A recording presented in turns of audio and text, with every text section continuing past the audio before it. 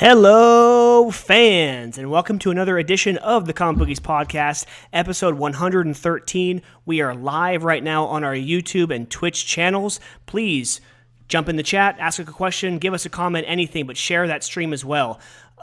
We are brought to you by Treasure Island Comics in Fremont, California, as we are every week. Today, Wednesday, May 19th, 2021, is New Comic Book Day, so get out there to your local shops, and, especially ours, Alex will get you anything you want new, old, and start or continue your comic book addiction.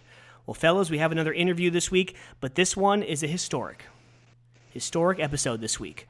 Now, I'm not going to count Alex from Treasure Island because he's our sponsor, and he's going to be on from time to time, I would say once a quarter, just to check in. But every other guest we've had in sports and comic books, no one has been on 3 times.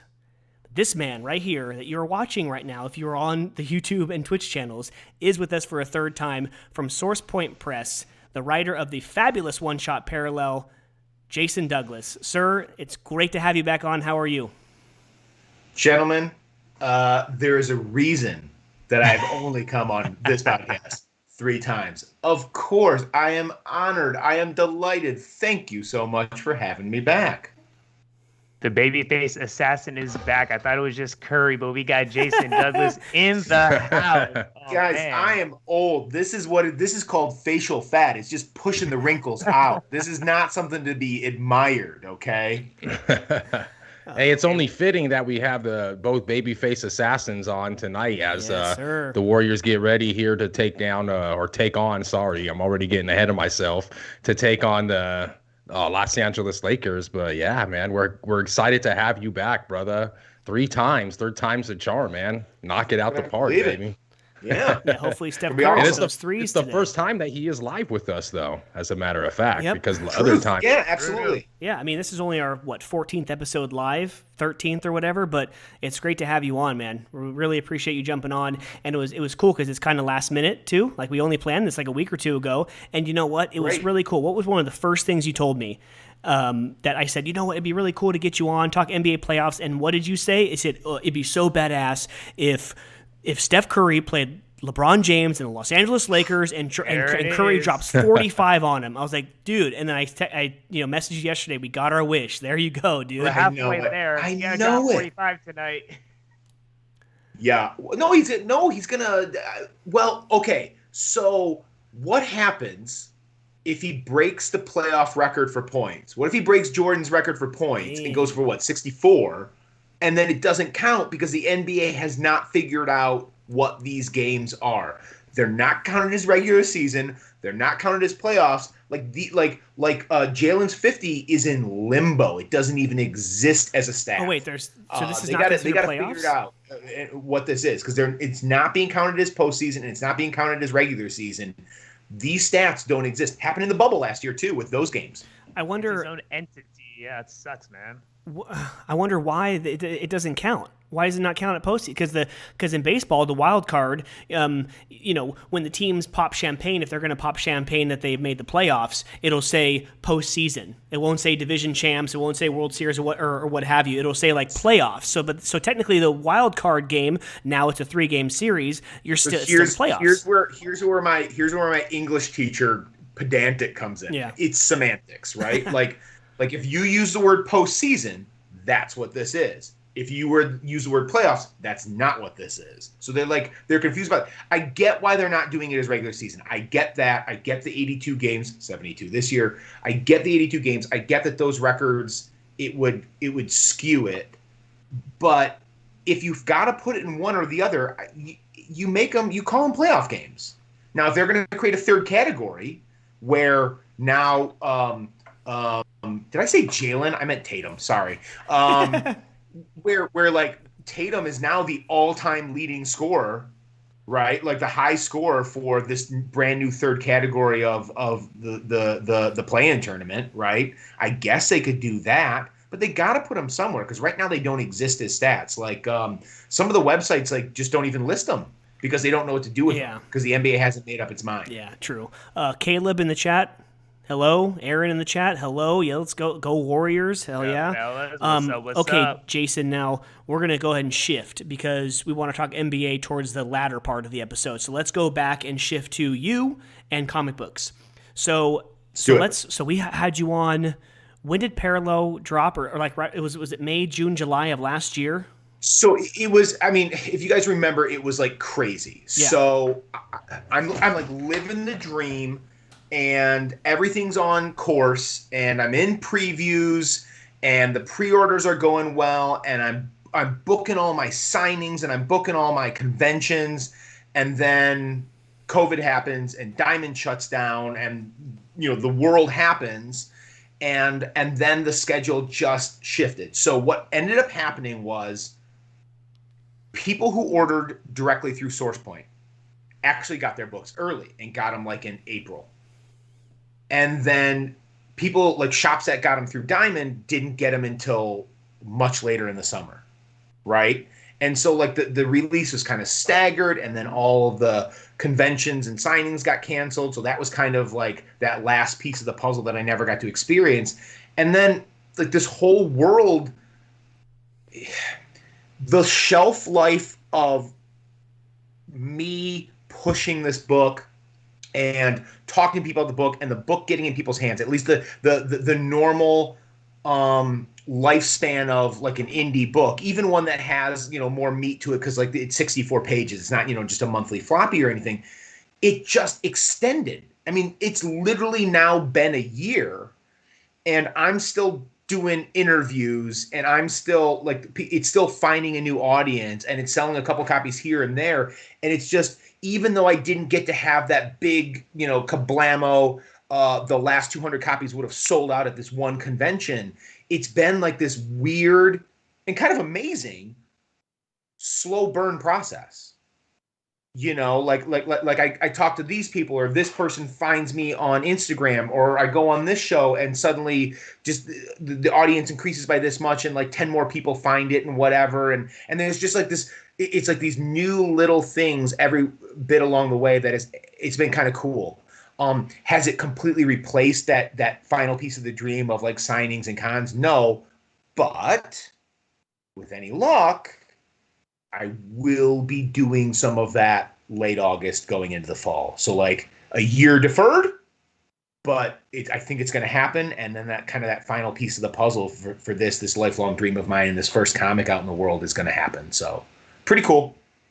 I think you're a mind reader, because you're actually going to go right up my alley in terms of questions speaking about cons, because I know cons are going to be starting up here soon. I'm sure, especially with you having your book come out last year during the whole COVID world, what we're living in right now, the whole new normal. How excited are you for just the idea of cons coming back and the potential? I mean, you're going to further promote Parallel. You're going to actually be able to go through that whole experience. How excited are you, man?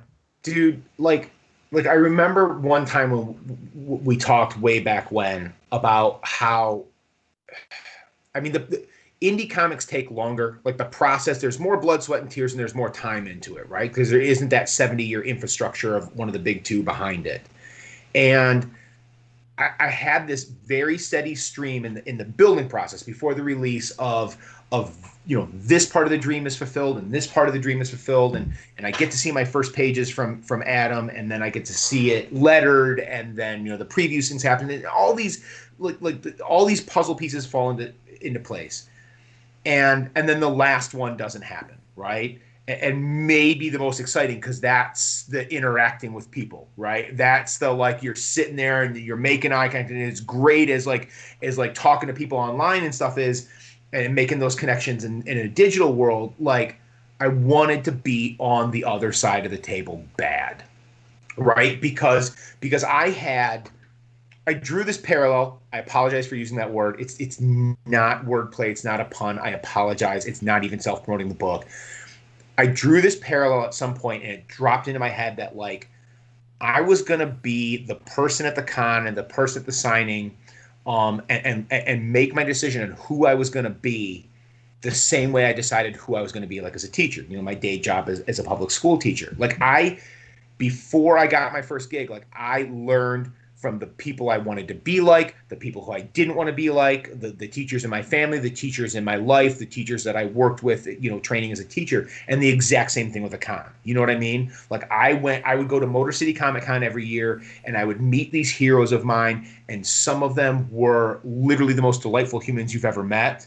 Bernie writes him before he died, is the sweetest man that I've probably ever interacted with at a show. Some of them that will go remain nameless are not nice humans. Some of them do that thing that you hear celebrities talk about, where it's like, you've got to make a call, whether you're having a crap day or not, right? Whether your world's falling apart or not, your interaction with that person, that's going to be their only interaction with you, most likely. And like, no matter what's going on with you, like, who are you going to be for them, right? And like, I made my decision pretty early, and I was like really excited to be there and be like and you know the energy and the whatever, and like bring you in and talk about whatever you want. And while I do that on Instagram for anybody, yeah, you hit me up on Instagram and I will talk your ear off. It's so funny, guys. It's so funny because like the audience, expanded a bit since the last time we talked. And check this out. So I was just going to ask you that. I'll get these DMs, and it makes me feel so weird. Because, like, you knew me at the beginning of this and before this, and there's been a handful of instances where, like, somebody reaches out and they're like, oh, I want to, you're a creator and I want to be very respectful of your time and I love your book and it did these things for me and blah, blah, blah. And like you would with, like a celebrity or, like, somebody. And, like a and celebrity. they're like, can I just ask you like one question? I know, whatever. And then what happens every time inevitably is like a half an hour, 45 minutes later when I'm still talking and they're like, oh yeah, so listen, I have a life and I've got to go, but I guess thanks, because they're expecting me to be like, like piss off, I don't have time for you, or they're like, or like a short little answer. And I end up like talking their ear off and they're like, oh, you're that type of guy. So I gotta go. Yeah, I'm like, all right, see you later. Yeah. Bye. Yeah, I've big timed nobody, and I will talk to you. You come and find me, and I will talk to you all day. Well, hopefully you get to talk to us. Mark, was it late summer, fall? Because they just announced a huge Comic-Con coming back to San Jose, to the San Jose Convention Center. So hey, if you make your way out to Silicon Valley, to San Jose, we will park our asses in a booth right next to yours, and we will shout your name out all day. Ours and we'll have a beer in downtown San Jose for sure, brother. Dude, yeah. And I'm wearing Golden State stuff for the whole thing. Oh, hell right? Yeah. Okay. Or no, you're not going to wear some San Jose Shark stuff, will you? Probably not. I'll let's make the decision now. I think a Detroit guy. You got come on. I think I'm wearing a Golden State hat, a Piston jersey, but I'll rock some blue and yellow shoes. Okay. So I mean, I'm gonna look hideous, but I'm gonna represent my two teams. There you go. So let's see. So Parallel. Let's talk about it. So it came out last year, unfortunately, during the pandemic. I have to ask you, like, how is it doing based off of your expectations? And I know you had to shift your expectations because of COVID. You weren't like, oh, it's got to sell this many, but with COVID, it's got to sell that many. So how is it doing for expectations, and what can we do and, to push it more, man? Because this is a great story. Yeah. Actually, Sean and Mark just came over to my house for my birthday, a big barbecue finally, just a get-together that we haven't had in like, almost a year now. And I finally gave them their copies that you sent to us, the copies of the original copy, and then the signed copy, because we didn't have a chance to get together and do it. So so talk Parallel, man. So it was kind of cool because, and I needed a little bit of reassurance along the way, but obviously expectations changed right away. Like SourcePoint as a company, like I think we've talked about this before. They made their bones on the convention circuit long before they exploded into what they are now. I mean, they just, and I got on board just before the Diamond deal, where they're putting out like 11 books a month in previews. Before that, they're on the convention circuit, just like tearing it up, huge reputation, really doing it right.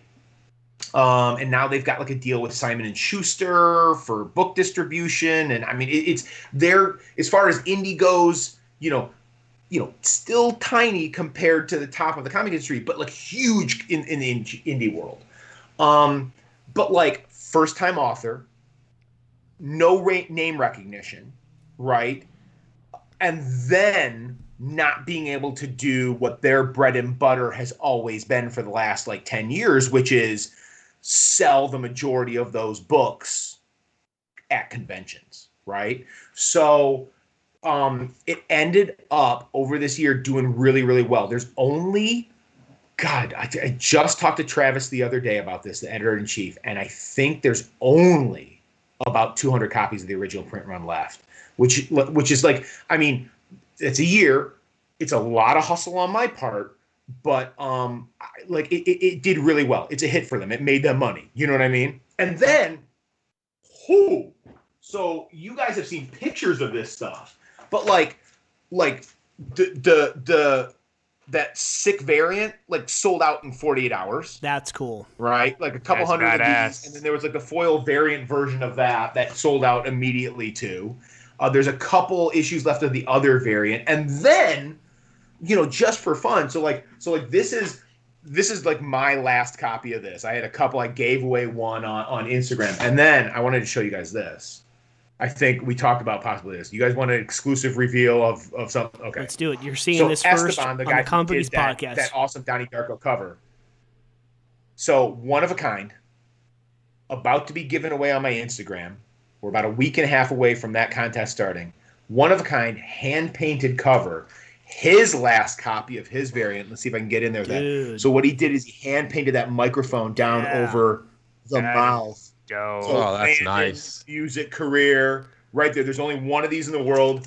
COA. Nice. We're gonna be giving this away on my Instagram.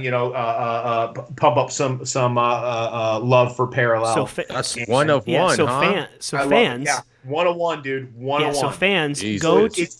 It's a sold out variant cover that you can only find occasionally on eBay, and this is the only version of this cover because it's hand painted by him. He only did the one certificate and everything. So fans go to at J Douglas Writes on Instagram right now. Follow him to get all the information for that one of a kind giveaway. That's awesome, dude. Awesome. Yeah. Actually, fans, don't go there. I'm trying to win that damn thing. I know. Less entry. It's funny. I've done a couple of pretty successful giveaways. I started with just like a couple copies of the book, then I did a couple signed copies of the book, and then one of these variants, and now we've got like this one of a kinder, and it's hilarious to see in the comments like the people who are like, because I make you tag a couple people or whatever, and then usually like every other comment is like, look, I tagged you in this, but please don't come over and enter it yourself because I want it. Yeah. Right. So yeah, well, look, what I'm hoping, here was my dream. I think it's unreasonable. I don't think it's going to happen, but I had this thing kind of itching in the back of my head because, once this dream was fulfilled for me, guys, I got greedy and I want to do it again, right? Like I want my second project to go out in the world. So I had this kind of crazy dream where I was like, you know what I'm going to do? I'm going to achieve the unachievable, and I'm going to get a sellout on the print run of the regular cover without a single con, without a single signing, with it being the first book and name recognition. Now, we've gotten pretty darn close, but with me possibly going back to cons and those first cons at the end of August, I don't know if I'm going to get there, but I'll tell you this. Every copy of Parallel that you buy, right? If you go to like sourcepointpress.com and you like the sound of this book, and we can talk about that for people who don't know, or you can come and hit me up and I'll give you the synopsis and the previews blurb or whatever. But like if this book is interesting to you at all, or you're just like a supporter of indie comics, like you buy a copy of Parallel, whether it's the digital, which is super affordable on their website, or even the paper, because it's like $6.99, and for 64 pages, and you guys read it, I am nothing if not verbose. It's dense. There's a lot to read there. You're getting bang for your buck. You supporting indie comics, supporting Parallel, that dollar goes so much further than a lot of the comics we buy, because legit, straight up, when you're buying indie through your comic shop, then you get the double whammy. When you're buying indie through like SourcePoint's website, you're supporting something that quite literally puts food on the table, puts clothes on the back, and keeps a small business or multiple small businesses and indie creators, people who are, and this is not saying that all creators aren't doing it for the love of it, but are literally only doing it for the love of it, because it's not money makers. It's keeping the business going, keeping you creating, keeping you putting the thing that it is pure passion project. It's indie. It's not IP. It's whatever was in that creator's heart and soul and mind that had to come out. Yeah. And like your dollar makes that keep happening. It kind of brings up a cool Sean, your home number 2. That's your pick of the week for our, we usually do like picks of the week for new books coming out. And the writer of Home commented on our post, and like it's so cool to get that. And of course, now, not saying they're bad people, but I don't get that from a Scott Snyder. I don't get that from a Tom Taylor. I don't get that from a Tom King. I don't get that from a Donny Cates. I get that from all of these small-time publishers, the artists, the colorists, the letterers, and the writers. It's just an amazing feeling. There's kind of, well, not even kind of, the symbiotic relationship between your show, your shop, small press publishing, and the creators. It's like, Source Point Press, I really think of as a family more than a company for a lot of reasons. But like the way all of those pieces interact to keep all of those pieces going is really cool and a bit magical, if you ask me. And you mentioned about doing something like strictly for the love of it. You're talking to 3 guys that come on here weekly and try to put in a little bit of effort, in our daily lives. We know exactly how it is, man, and to be able to talk to guys like you, be like a platform where we can get writers and artists and everybody in the community that's, attracted to this niche such as we are, to be able to help you guys share your word, help us share our word. I mentioned before, and I mentioned it all the time, I feel like the pandemic obviously just killing the cons. It obviously just killed a guy like you and guys like us, obviously not being able to go out there and network and talk to different writers and possibly set up booths and be able to, interact with guys in this whole industry, and try to grow it for ourselves. So it definitely did come as a down draw. I know that we are both in some states that we're probably going to be last to open up. But let me ask you, Jason, you mentioned a couple of times about Source Point Press and how they're like family. How has that relationship kind of been? Is it growing, in my opinion, or is it growing? Or in your opinion, do you think it's been kind of the same? Is there stuff in the works? Are you think you're going to be with them long term, or how's the relationship basically between you guys? Well, it's so this doesn't happen without them, right? This, as we talked about this a year ago, this started in my head. It started in a bubble. I wrote that first half with that blissful ignorance of, I'm going to do this. I don't know what comes next. I don't know if it's a thing. I don't know how it takes the next step. But without Travis saying yes, without Casey Pierce, the super talented Casey Pierce, being my friend, my mentor, and my hero, and then writing the foreword, right? Without Bob Sally, super talented writer, teaching me that comics, no matter how good they look in your brain, need editing. Without hooking up with Adam, and without Josh Warner guiding me as co-founder throughout the whole thing, without the way they act as a family, this doesn't even happen, right? This is nothing more than an idea that I write and then is on a computer file forever. So regardless of what happens going forward, and yes, I want to stay with them. I want them to be the ones who publish my second project, and we can talk about that.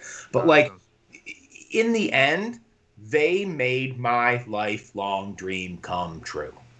And that means something, right? That inspires loyalty in me, that inspires gratitude in me. And as long as they'll have me, I'm with them. Nice. That's awesome, bro. That's awesome. Yeah. Especially coming from the indie side, because it's another thing we kind of mention on here damn near every week. We love the way that the whole indie industry is going. I feel like Marvel is kind of, we all feel at this podcast that Marvel is kind of, although I do think that they're coming out with a couple good things in this future. I got the new symbiote Spider-Man, and there's a couple other ones that I had in this last preview, so I am excited for that. But DC's been kind of our game, but Indie's just, I mean, Aftershock, a little smaller publishers been coming out with great stuff. We getting stuff from Dynamite, we getting stuff from all this, Image, Boom. So it's just been great. So Source Point Press. I think I don't know if we've ever talked about this before, but there's a trade-off, right? The largest of the companies have, like I said before, the infrastructure, and they've got the fan base, and they've got the IP, they've got the familiarity. I mean, they've got all these things going from the fact that those tendrils can reach the world like that, comparatively to indies. But what indie has going for it is they have none of the constraints of expectations and story and like the thing that holds IP back is you can only do X, Y, and Z, and the expectation hampers genre in literally the most malleable format I think is out there, right? Like comics can do things that film can do, but a bunch of things that film can't. Comics can do a bunch of things pros can do, but a bunch of stuff that pros can't. And indie comics are the place where there is zero restraint on story and creativity and what you can tell and how you can tell it. So like yes, of course, if you need your Spider-Man, you go get your Spider-Man. Of course you do. But if you want something wholly original that there is no editorial mandate to say, yeah, but that's your indie comics. There you go. So speaking of indie comics, though, we have a bunch of new indie comics as well as DC and Marvel that came out. If I can, give me 60 seconds. I'm going to run down some of the our favorite ones, some of the ones that people should be picking up from their local comic book stores. On the DC side, we have The Flash 770, Nightwing number 80, Justice League 61, Catwoman 31, and this new one. A lot of hype about this one. Is Wonder Girl number 1 from Joelle Jones in DC. Marvel, Amazing Spider-Man 66, Daredevil 30, Wolverine 12, Captain America 29, and The Way of X number 2. And now some of the smaller publishers, even though Image, I consider it like, 1, 2, like 1 and 1A, and then that's kind of 1C with the DC and Marvel. But they have, Radiant Black 4, Stillwater 7, one of our favorites, The Scumbag number 8, Stray Dogs number 4, and Ultra Mega number 3.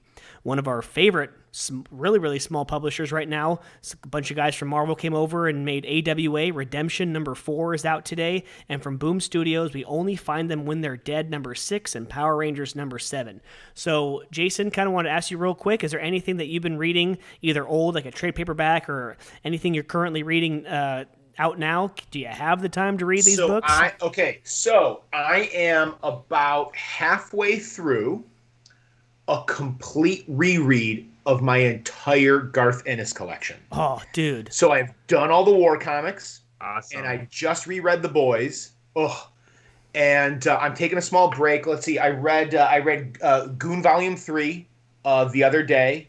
Speaking of indie, Eric Powell leaving. That's Mark's. Mark reads leaving Dark Horse and going back and relaunching Albatross and helping out really small press and using his weight to do that. Read Goon Volume 3 and then read I'm reading the new Star Wars Volume 2 right now, and then I'll be back I think I'll go do Preacher and probably go back and do that original Hellblazer Ennis stuff, which is the best Hellblazer if you ask me. I'm actually speaking of Garth Ennis, me and Sean are reading The Punisher Max. That is insane. So I went to Vegas late last year to visit a buddy out there, and he let me borrow his 10 volumes that he wrote because they switched it up after volume 10. But I had just finished 6, which is called Barracuda, and I just started number 7 today at work. Oh my God, some of the best stuff because it's so gritty. It's rated R. It's definitely for adults. It's the best Punisher. And do you know what my favorite? Well, there's 50. My 50 favorite things about Punisher Max Ennis's run. Let's talk about one of them. For a continuity nerd like me, who obviously age sliding and time sliding, eventually you just got to go, oh God, right? When everybody's perpetually 29. he let Frank be Frank. I mean, Frank's like, he's in his 60s, right? He's not a Gulf War vet. He's still a Vietnam vet.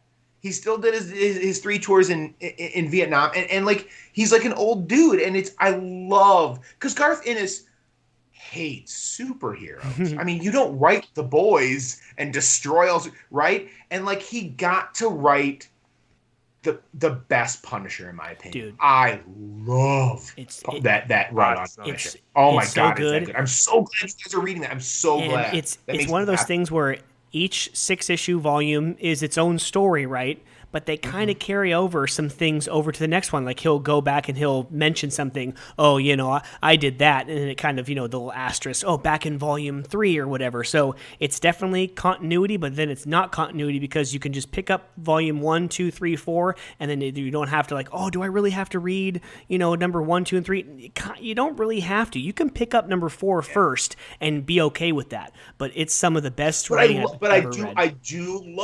I love that overall story. And like, I think Ennis, he's so much, he reminds me of, oh God, I don't think I've ever made this comparison before. He reminds me of Stephen King in that wicked talented, probably doesn't, because of his popularity, probably doesn't get as much credit as he should for actually what a good writer he is. If you want to continue your Garth Ennis works, last week or 2 weeks ago, he is starting an 8-issue miniseries from AWA called Marjorie Finnegan Temporal Criminal. I just got and read issue number 1. If you want to check that out, it's really good. So only 1 issue out so far out of 8, but it's one of those, what the hell am I reading here? But it's really cool. And Garth Ennis is writing it. It's really cool. I mean, we're on the scumbag, man. Rick Remender, I mean, I have my Deadly class in here. He is a phenomenal writer, and the Scumbag does not disappoint. Mark, tell Jason about Scumbag, dude. Jason, you haven't read no Scumbag? Not yet. Are you familiar? Are you familiar with Rick Remender? Heck yeah, dude. That dude's been doing it way longer than you think he has. Let's go back to Fury. Probably since I was in diapers. I mean, I don't know. I'm not too familiar with him. This is the first book that I've read of him from Image, but I mean, I think that these last couple issues, Mike, as I said, even when you asked me for my weekly, my number 1 weekly, I think that it needs to pick up. I think right now it's somewhat based on an ongoing, or they want to have it ongoing. But in my opinion, I think that it could have been like a 6 to 8 issue miniseries. Mike can probably attest to that too. But it's really good. It's dirty. It's crazy. I mean, it's pushing rated R, man. But it's really fun, It's basically man. what would happen if you gave just the filthiest, just dirtiest, just piece of crap human being in the world ultimate power. He's just a drug addict. He's an alcoholic. He's a bum pretty much, and he ends up seeing a scuffle in some alley between two kind of like down low agencies, like not even a CIA, just really these factions who are fighting over world domination pretty much. And he sees a syringe of this power, of this stuff, and he's like, oh hell yeah, man. And he shoots it up like he's shooting some black tar, and he gets this unbelievable power. And now like it looks like the faction that is more good than evil has now kind of employed him, and they're fighting against, Scorpionus, which is the bad faction. And yeah, it's just, he's, I need this, I need that, I need hookers and blow or whatever if I'm going to do this job. And it's like, it's so dirty, but it's really, really good. So I laugh feel every like time. I'm missing out on it. Every time these guys talk about it, it'd be like the perfect movie. Yeah, exactly. Oh, you're definitely missing out on it. We got good, we got Boom Studios giving us a little Grant Morrison and Proctor Valley Road. I don't know if you're reading that, Jason. We also got Geiger, which is Jeff Johns issuing coming out of Image, which is also another. I'm telling you, these indies. Sean, you're reading Geiger, aren't you? Geiger. Yes, sir. Yep. And dude, Geiger. But yeah, dude, what are you? I mean, other than I love that I love the name drops, because you're making my point. Like, look at these names that in decades past would have been farmed out of mainstream big time, big two comics, right? Creators who still have juice, creators who still have ideas, creators who were the biggest names for, year X through year Y, but have to now make way for the next generation of creators. Like, these people are still out there, and Image is hooking them up, and Boom is hooking them up, and you know what I mean? That's awesome. I love that idea of there are places to go when you're not done, even if your prior company has decided that you are. Yeah. I love the crossover too. I mean, there's Scott Snyder. He's doing Undiscovered Country, a creator-owned title out of Image. Yeah. And he does the Dark Knight's Death Metal and Metal and all those. Of course, the new 52 run of Batman. But then you have like Tom Taylor. He's doing Nightwing right now, and he's doing Batman the Detective, a miniseries. But then he's doing Seven Secrets. I love that story from Boom Studios. I mean, I love the crossover, how they can go small-time publisher, but then they can also do the big buck stuff. But still, the quality of writing is still good. Do you remember when this was a thing where, like, if you were a television star, you weren't necessarily allowed to be a movie star, and once you were a movie star, you weren't allowed to do the thing. Sure. And like George Clooney kind of breaks that a little bit in the 90s and early 2000s and stuff, and now it's just fluid, and you are who you are. It's like the same thing, right? Like, there used to be this model where you do your one. I mean, how did Bendis become Bendis? Right? Like, you do your indie thing, you get the traction there, and then you graduate. Yeah. Right? But like the idea of going back and forth because you've got a story that Marvel or DC can't tell for reasons, then go tell it somewhere else. Yeah. Don't restrain yourself creatively. There's avenues. It's great. Yeah, that's why we say Boom Studios is killing it, because Boom, according to Alex, the owner of our sponsor, Treasure Island, he said that Boom Studios takes a lot of the rejects from Image Comics. So we're like, oh wow, this is like up to par with Image Comics, what we're reading right now, but it's Boom Studios. Yeah, this is for real. Like I feel like every previews or every other previews book, I'm ordering something from Boom Studios. It's crazy. Some of these small time publishers are doing amazing work. But so shifting gears from comic books, let's do a little bit of news like we like to do every week. So I'm gonna get out of the way some of these small hitters. Sean and Mark, chime in if you have any small hitters too in the news. But the What If animated series from Marvel, kind of like the, what if, I don't know, what if Tony Stark became Thor? Those crazy stories, but they're actually comic books, if I'm not mistaken. They were actually stories. They're making an animated series coming this August. Actually, this is like show heavy. Shang-Chi will be in theaters strictly for 45 days starting September 3rd when it premieres. I think that's pretty cool. It's not going to be Disney Plus where you can pay the $30 to get Mulan or this new Cruella de Vil movie that's coming out this week or next week. But yeah, I think that's cool. And of course, Kevin Smith and Mark Bernardin's Masters of the Universe Revelation, a 5-episode series, starts July 23rd. You can also get a book. I think there's a prequel book coming out from Dark Horse in a few months. But Mark Hamill voices Skeletor. Leah Headey from the Game of Thrones fame is Evil Lynn. And Sarah Michelle Gellar from one of my favorite shows of all time, Buffy the Vampire Slayer, is Teela. So that's for all you really, really old school, like Masters of He-Man and the Masters of the Universe show. That is for you. And then, Jason, let's talk about this big Warner Media Discovery deal, $43 billion. Let's hit on that real quick. What did you think about it when you first saw it? And going forward, I'm not sure if you're a full cord cutter like myself, but I'm interested to see how that's going to change my HBO Max and my wife's Discovery Plus with her, 90 Day Fiancé and all those shows.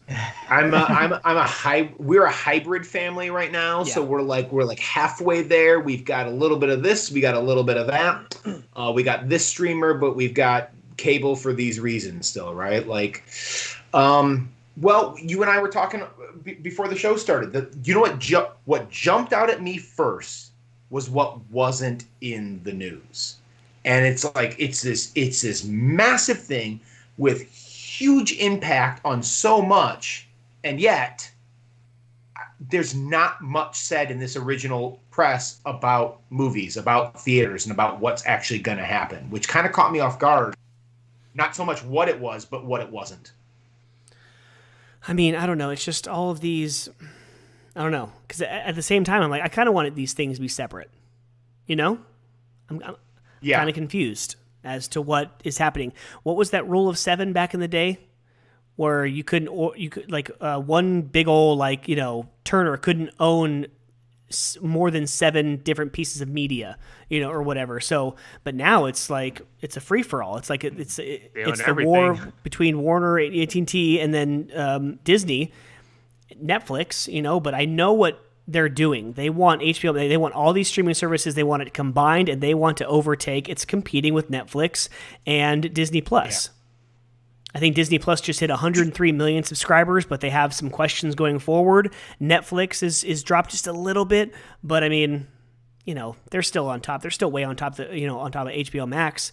But HBO Max puts out good stuff. So I'm interested to see what's going to happen over the next few months.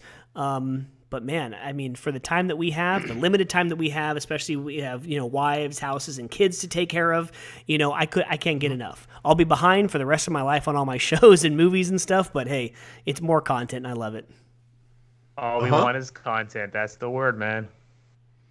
I mean, going from a business standpoint, I mean, AT&T was disastrous on the deal. If you ask me, they purchased, $85 billion, just 3 years ago.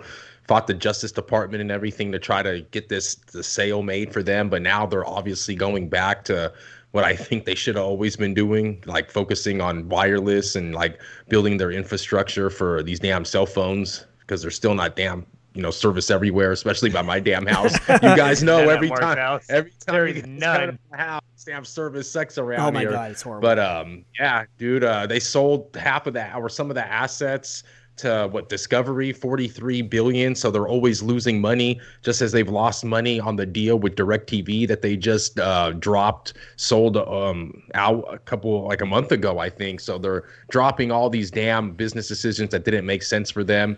Let's see where it goes. You guys are talking about more content media. Another one that is kind of coming down the pipeline here, guys. Amazon can and probably will gonna buy MGM Studios with the rights to Bond films. Nice. And was it Harry Potter something, I believe? Harry Potter's Warner Brothers. Warner Brothers. Well, Time Warner. Okay, there it is. But yeah, you gotta. I'm telling you, because there's something that they know that's going on. The pandemic came, everything got wiped out entertainment wise, right? And now you see it's all coming back, and now you see the big dogs. The big dogs are trying to make moves. Now you see people trying to buy up MGM. You see AT&T trying to sell, people trying to buy. It's just, I think you guys, AMC, the stock's going to come back. What I'm saying, guys, is I think that there's going to be a rebound for people are yearning to go out. They've been stuck at home, and summer's coming around, guys. And I know that what we're talking about is mainly stay at home streaming type stuff, but media is just going to keep on getting bigger, and I think that they want to venture out into the studio scene, which can get motion pictures to the big screen, guys, and that's what they want to do. I think it is. Well, okay, so things were heading in a certain direction anyway, especially with the theatrical experience, right? Like it was this slow, inevitable crawl. Live TV, theater experience, and the pandemic just exponentially exasperated and pushed it faster. I think it sped up so many things that were on track, right? Like, for as much as we look at lockdown and pandemic as pausing and slowing things down, like, there are so many things that were creeping, the technology changing this, the way industries work, slowly moving as we become more and more digital. Like, this has done nothing but speed a lot of that up. Yeah, I know. Yeah, I mean, but at the same time, the longer that the pandemic rolls on and keeps going, which, I mean, we do kind of see light at the end of the tunnel, but I think that now it's kind of counterbalancing itself or counteracting what it was supposed to do, but what it officially did. Yeah, I hear what you're with saying. Zoom like calls the and all this explosion back into it, because the longer you make people wait, the more they want to go out. What does the local bar look like on the night that a restriction is lifted? It looks like it's yeah. It looks like St. Patty's Day on a whatever day that it lifts. I hear what you're saying. Yeah. I don't know. I mean, for me, I really can't find like which one I want, because like I asked my mom just now, like a few hours ago, I'm like, hey, you want to go in and you want to buy the Cruella movie? And she's like, oh, honey, me and your sister are going to go see it. Like she hasn't been back to a movie yet. I'm like, oh, well, goddamn, because I don't foresee myself. I think me and my wife are going to go see Black Widow when it comes out in July, but until then, so I'm still caught in that limbo of like, I really want to go out, but I can't really find anybody else to go with besides my wife. So yeah, it's tough. It's tough. I mean, I know other parts of the country, they hardly even experienced a pandemic and a quarantine and a shutdown and stuff. But, out here in California, we got to kind of roll with what we've got. And I hope that with these tiers lowering and stuff and everyone getting vaccinated or at least comfortable being around others who are vaccinated or not, or whatever, hopefully the nerves will settle and we can all get back to somewhat of a normal life that we were experiencing at the beginning of 2020 and before. So, all right, let's get into sports. So as we transition from, comics to sports, Jason, I got one thing on the docket. Baby. I got one thing. There's only one thing that matters. One right thing. now 8 Jason. seconds left. Let us real quick. For anyone that's live with us right now, Spurs trail the at-home Grizzlies by 3 points. Yes, and the Warriors are up 12-4 on the Lakers right now. And Corey Kluber is 1 inning away from the second straight no-hitter of the week. I had a no-hitter yesterday. Sean, what the hell is the guy's name? Some Joe Blow guy from Detroit? Exactly, from freaking Detroit Tigers. It ain't Verlander. So, yeah, hey. But I mean, we have the PGA Championship this week. We have Circuit of the Americas for NASCAR. We have tons of things. But Jason, we are here to talk NBA playoffs or postseason or whatever the hell it's called. This play-in tournament. But dude, so unfortunately, your Detroit Pistons, we can't talk about them because they're No, you know what? Here's what we're going to do. We're going to dedicate 30 seconds to talk about the fact that this team, who has just been mediocre to worse for a decade and a year now, for the buy-in 45 centers this summer to the blowing it up.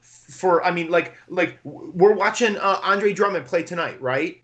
And that dude, I believe he went to Cleveland for a 5th round pick, and there's only 2 rounds, and a bag of balls. It was like a buyout instead of a trade. Like, I thought our blow up and our tank was going to be awful, but we've got Jeremy Grant. He's gonna what? Player. He's gonna get 3rd in most improved, maybe. Behind Julius and we're gonna have Sadiq Bey and Beef Stew are both gonna be on the all rookie teams, the first team, maybe second team, right? It's not good. It's not even almost good, but boys, it is so much better than I thought it was going to be. Like, there is a glimmer of hope for something in the future. Now, the lottery, the draft, they're in that flattened odds of that, what is it, like 14 or 12% or whatever it is. Yeah. Look, there has not been a number 1 pick in Detroit for a long time. Oh boy, would that be something, right? Because if you go back to our last 2 highest picks, you get one of the great ones and one of the worst ones, right? I mean, say what you will about drafting 7th, 8th, 12th, and whatever for a long time, but your 2 extremes are Isaiah Thomas and Darko, right? Yeah. And so, I mean, you got to go back to like Dave Bing and stuff like that. But I would, a number 1 pick in this draft all day, please. Dude, let's go. And with the Pistons, I just thought of something. You said, they've been mediocre at best for 10+1 years. That's dating ourselves because those guys are heading to the damn Hall of Fame. Ben Wallace. It's crazy how it's like, oh, dude, we're getting super old. Like the day when whoever is our age, like Steph Curry, I think he's like 33, 34. So the day he retires and we are officially older than every player in the NBA, oh, dude, I am dreading that day. Oh, see, now that happened for me a little. I'm older than you guys, and that happened for me a little while ago. That was it's I'll tell you what, it's not fun when the last one is gone. There's something that dies inside you. It will not feel good. I'm telling you right now. I'm not looking forward to it. Yeah. Me and Mike talk about that all the time, especially with all sports. We're like, oh man, that guy's a rookie. You know, he's young he's not young like us anymore. I mean, that guy's freaking. What you need to keep yourself feeling young. You need like a 48-year-old knuckleballer to throw one more year. That's what you need. Yeah, make you feel good. Lakers and Nets, as what Vegas is telling us right now. I don't know. I mean, because it's like. The Lakers, and this depresses me to say it, like the Lakers last year and this year, once everybody got back, it just feels inevitable to me. And that I don't like that. Mostly because I don't like them. Yeah. Right? And like we talked about this like a year ago. I cannot appreciate LeBron James in the same way that I ruined my post, Bad Boys NBA experience by not being able to appreciate Jordan in his championship winning prime because of what those two gentlemen did to my favorite team. But they feel inevitable, and that like bums me out, right? I think do you buy the hype of Denver being neutered because of the devastating injury, right? Like they're going to have the MVP, right? You've got Porter doing things ahead of schedule, but like, can they beat all these other? I don't think so.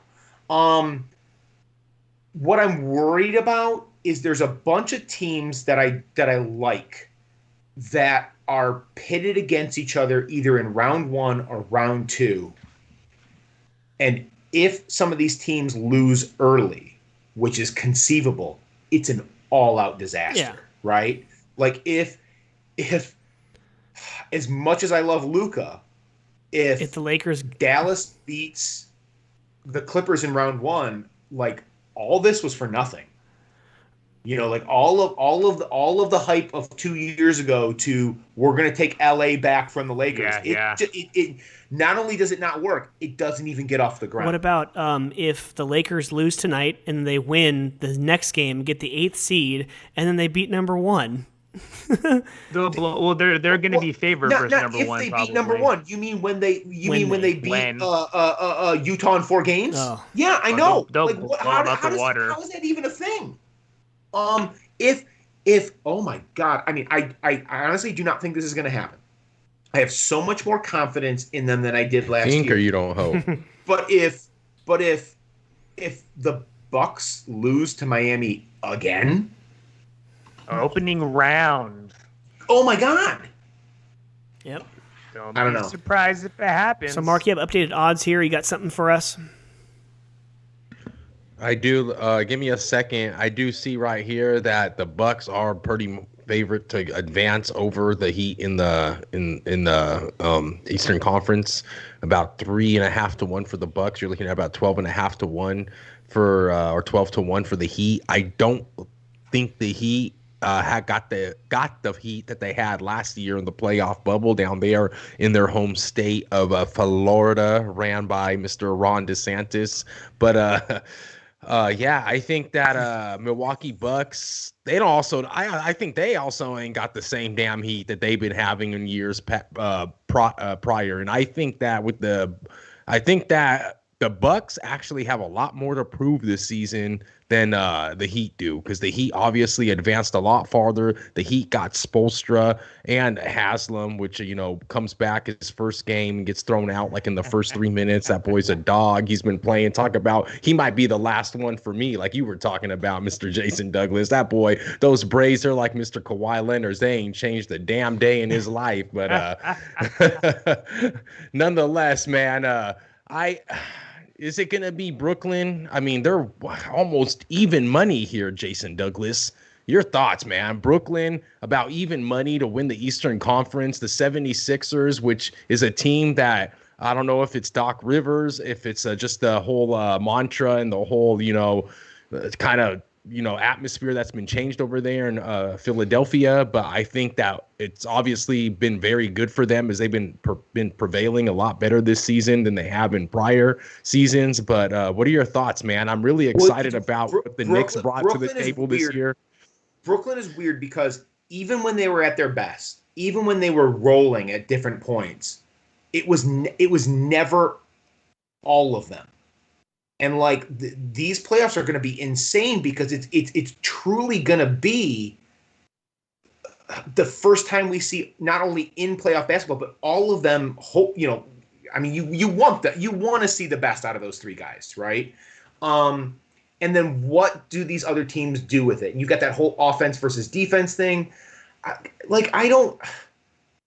Embiid is such a beast.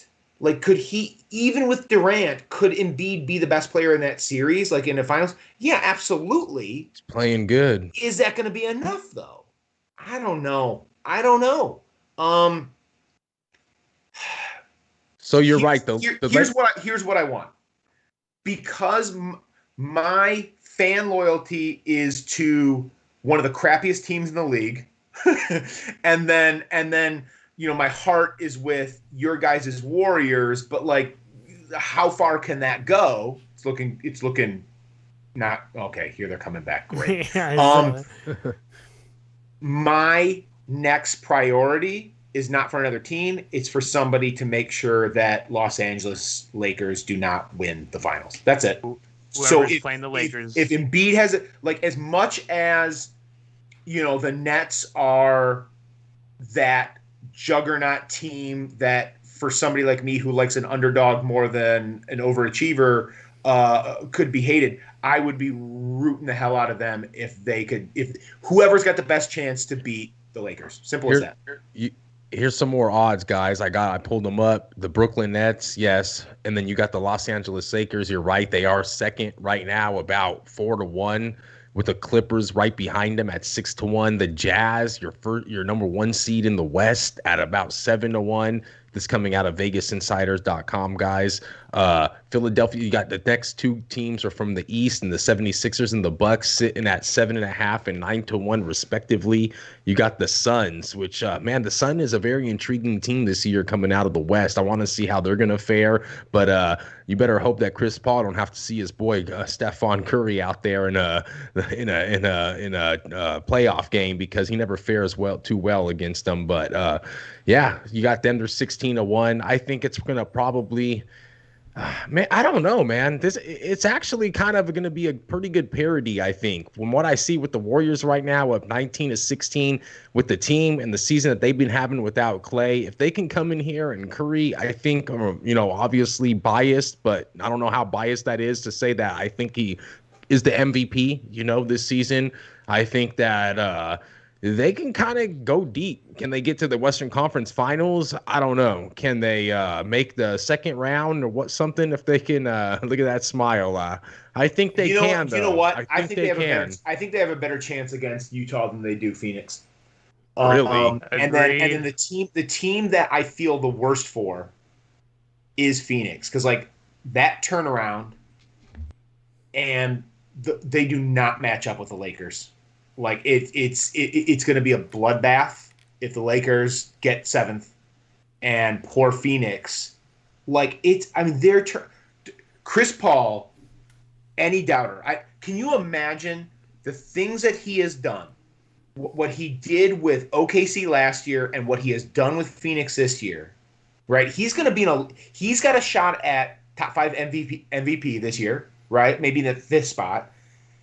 And to be out in the first round again, just to hear that chorus that he's been hearing for his whole career of can't win. Unfortunate, man. That guy's one of the best point guards of our generation. I mean, he might be an a-hole. You could call him what you want to call it, but producing a leader, that he's had definitely on the wrong end of the stick on some of those matchups when he was on the Hornets and so on. So I agree with you on that 100%. I mean, the last thing they want to do is play LA because they'll be out in the first round. So breaking news, Corey Kluber has thrown a no-hitter.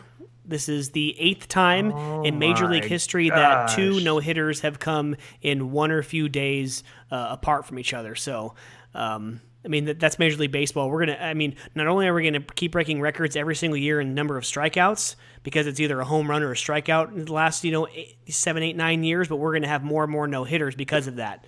We're going to keep breaking records every year of number of no-hitters. Just insane. But, so Jason, do you have a final pick for the two teams in the NBA Finals and your champion as we round out the podcast and we say goodbye to yourself? Okay, I am going to go with my head and not my heart. Okay? Smart man. My head, not my heart says, oh, God, this is so lame. Okay, I'm going to go with... Where's the barf bag? You know what? I'm compromising. I'm going to go halfway. This is an out-of-left field pick. Okay? Out-of-left field pick. It's not what I want, but it's also not what's going to happen. I'm going to say... I like it. I'm going to say in the finals... Give us the Western Conference first, JD. Clippers. Okay. Okay. And the Sixers, and the Sixers are going to win in 6 games. Damn. Okay. Philly. That's your best, fans. Now, your show has got a betting element. If any insane person takes my picks and puts money on it, more the fool to you, because that is not going to happen. You are going to lose every penny you put on it. Don't do it, but that's what I'm going with. Well, all right. Well, wait, so he's saying Philly in 6 over the Clippers. I think I can find odds for you for that, Jason. If you listen to episode 114. You know what the odds are? The odds are you just lost all your money. That's what the odds are. I love the confidence of this man. The odds are you're sleeping in the basement because you gave away whatever was dedicated to the next family trip. That's what the odds are. I might have to put 50 on the Jason Douglas special. We live in California. We don't have basements. Oh, there you go. Okay. But there you have it, folks. That is Jason Douglas. He is so gracious to jump on for a third time. So please, Jason, plug all of your your IG handle and everything that you're promoting right now, please. All right, guys, listen. Come and see me over on Instagram. Hit me up in the DMs. We will chat. We will talk comics. We will talk sports. We'll talk about whatever you want. It's at @JDouglasWrites. Okay, come and see me over there. And most importantly, come over and see me there and give me a follow, because this exclusive giveaway of the sold-out variant cover of Parallel, one of a kind, hand-painted by Esteban himself with the certificate of authenticity. That's going up in about a week and a half. Yeah. So come and see me there. Go pick up Parallel. You can go to your LCS, and you can still order it through Diamond. Diamond order code, really simple. FEB20 1983. Okay, so they're not going to know my name. They're not going to know maybe even Source Point. They're not going to know Parallel, but you can get a copy that way. Or head over to sourcepointpress.com. Okay, and go get a digital copy. Go get the paper copy. That dollar goes a long way. I think you'll like it. It's a good story. I'm really proud of it. And we almost forgot, gentlemen. If you feel so inclined, head over to the Ringo Awards and give me a vote. Give me a nomination for that's right, best new talent. Okay, that's one that's completely fan voted. Or you can go, if you like Parallel, go give it for like a best original graphic novel. All right. Well, Mark, Sean, send us away, guys. Well, I got to say, this is always a special episode. Anytime we have Jason Douglas on, and I can tell you right now, brother, you have 3 votes from the West Side for the Ringo Award for the best new artist. You are a special man. We appreciate you being the 3-time interviewee on the Comic Bookies podcast. And we already can't wait for number 4. Because we had such a great time with you. We appreciate you, like we said. We're so happy to be, in some ways, a part of your journey with Parallel, even though you are the man behind it. We are full support of it. And you know what? I can't wait to see you at a con. I don't know when it will be. I don't know where it will be. But we will see you at a con sooner or later, brother. 100%, Sean. 100%, brother. And it makes sense to have the 3-time guy come on the night that we're going to have the 3-point star and Stephen Curry, go down in history. But nonetheless, Jason, yes, thank you. Thank you, Source Point Press. If anybody from there is listening to us, thank you for giving us this guy and publishing him and giving him his dream. Like he said, sometimes that's all it takes. It just takes one person to give someone like JD a dream, to get that mind working and to just get his ideas out there into the world. And that's what we try to do here on the Comic Bookies podcast, is share our ideas, our writers' ideas, our guests' ideas, artists, everybody in this comic book and sports industry. So nonetheless, we're here to share it with you. So thank you, JD. Thank you, everything that you bring to the Comic Bookies podcast and to Source Point Press and your world itself. You share it on Instagram with your daughters, your life. And we didn't get to mention, I know you had a surgery, which looked pretty crazy, but I hope you're doing pretty good from that. But getting better. Yeah, brother, we thank you. I thank you. And yeah, man, you're the man. Keep doing what you're doing. Thank you, man. Thank you very much. Yes, sir, gentlemen. Yes, sir, fellas. It's an honor. It's a pleasure. And there's a reason why I came back for 3 times. That's right. We cannot wait for number 4. But Treasure Island Comics is a sponsor. You can hit us up on all social media. Please follow the YouTube and Twitch channels. But this is Mike. That guy on the right is Mark. That guy on the upper right is Sean. And this guy in the upper left is Jason Douglas from Source Point Press. Give him a follow. Please go out there and buy Parallel. But this has been episode 113 live of the Comic Bookies podcast. Thank you so much for watching live, and thank you so much for subscribing and downloading. Enjoy the sports, enjoy the comics, and enjoy each other. Peace the hell out. See you guys in 114. Peace. And don't forget, always enjoy each other and enjoy your copy of Parallel from Source Point Press and Jason Douglas. Make sure you go out and get your copy. Peace out. We love you. Go Warriors.